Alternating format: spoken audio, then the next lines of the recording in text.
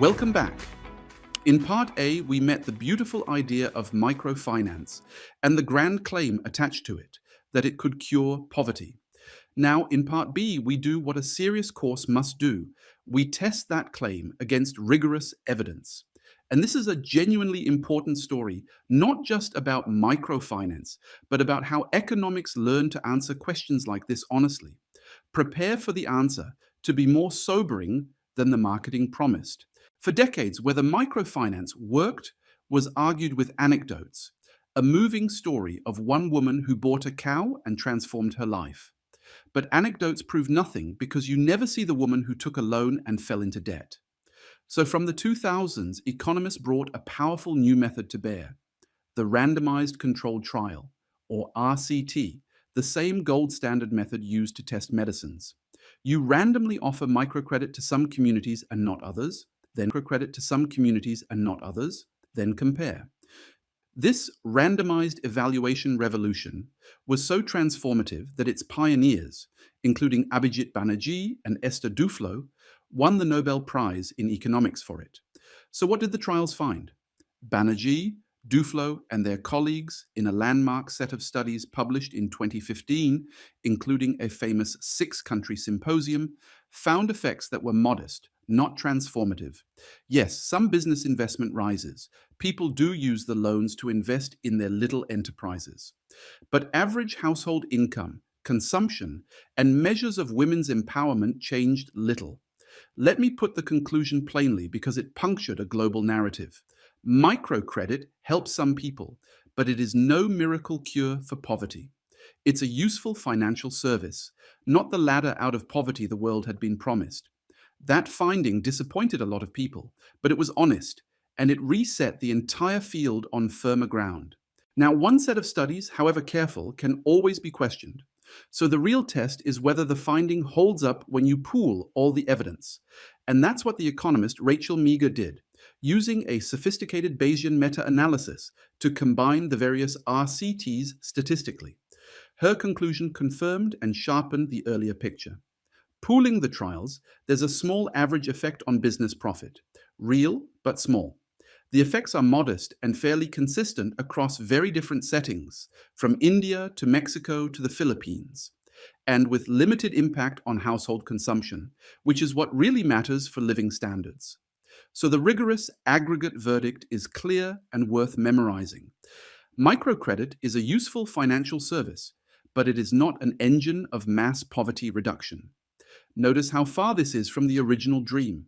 Microcredit was from the original dream. Microcredit was going to end poverty. The best evidence says it modestly helps some small businesses and barely moves the needle on how families actually live. That's not a condemnation. A useful financial service is a genuinely good thing, but it's a world away from a cure. Honest measurement humbled a beautiful story. And it gets more sobering because microcredit doesn't just fail to be a miracle. Sometimes it does real harm. The dark side is over-indebtedness. When credit becomes too easy and lending too aggressive, poor borrowers can be pushed into debt spirals, borrowing from one lender to repay another, sinking deeper. The tragic emblem of this is the Andhra Pradesh crisis in India in 2010. In that state, a for-profit microfinance boom led to multiple lending, borrowers with loans from many lenders at once, and coercive, sometimes brutal collection practices, which were linked to a wave of reported borrower suicides. The state government intervened dramatically. Lending collapsed almost overnight, and the sector's reputation suffered a blow it has never fully recovered from. The lesson is profound, and it applies far beyond microfinance. Access to credit is not automatically good. A loan can trap as easily as it can lift. Whether credit helps or harms depends entirely on design and on consumer protection, on responsible lending, transparent terms, and limits on overborrowing. Give people easy debt without protection, and you can make their lives worse, not better. That's a lesson we'll see return in digital form later in this chapter. There's a second tension that emerged as microfinance grew up, the conflict between doing good and making money. In the early days, Microfinance was mostly run by non-profits with a social mission. But as it scaled and proved that the poor would repay, some institutions turned commercial and for profit, and the money poured in. Two moments crystallized the controversy. In 2007, the Mexican lender Compartamos held a stock market listing, an IPO, while charging its poor borrowers very high effective interest rates, enriching investors on the backs of the poor, critics said. And in 2010, the Indian lender SKS listed too, right before the Andhra Pradesh crisis. Critics warned of mission drift, that these institutions were chasing profit and growth at the expense of the poor people they were supposed to serve. And this points to a core, unavoidable tension in all of social finance: financial sustainability versus social mission. On one hand, an institution needs to cover its costs and even profit to attract capital and grow and reach more people. Pure charity doesn't scale. On the other, the moment profit becomes the goal, the temptation is to squeeze the poor, to lend recklessly, to drift from the mission. Every socially minded financial institution, every sustainable bank, every impact fund in this whole course lives on that knife edge between sustainability and mission. Microfinance just shows it in its starkest form. So if rigid microcredit isn't the answer, what does actually help? Here the research turns genuinely hopeful and constructive. Two findings stand out.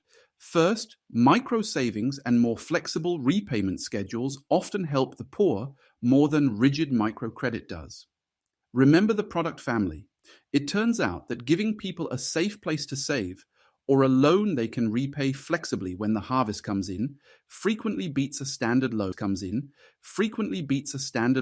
with fixed weekly payments. Second, and most striking, graduation or big push programs show lasting gains. These are ambitious, multifaceted interventions that give the very poorest a bundle at once. A productive asset like livestock, plus training, plus coaching and support, and a celebrated 2015 study by Banerjee and colleagues published in Science showed these produce durable, lasting improvements in the lives of the very poor years later. So here's the unifying lesson, and it's a wise one. Matching the product to the actual constraint matters far more than credit alone. The poor don't have one single problem called no loan. They have many different constraints: no savings, no insurance, no assets, no skills.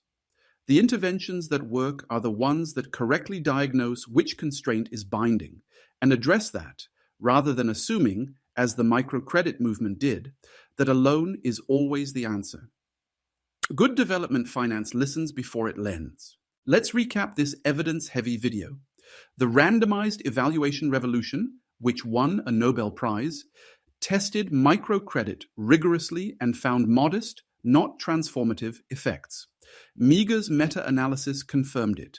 A useful financial service, not an engine of mass poverty reduction. Easy credit can even harm through over-indebtedness, the tragedy of Andhra Pradesh. And commercialization brings a real tension between profit and mission. But there's hope.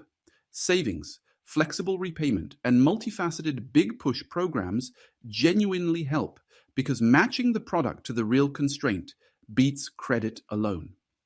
In the next video, we turn to insurance for the poor, microinsurance, and why it may matter even more than credit. See you there. The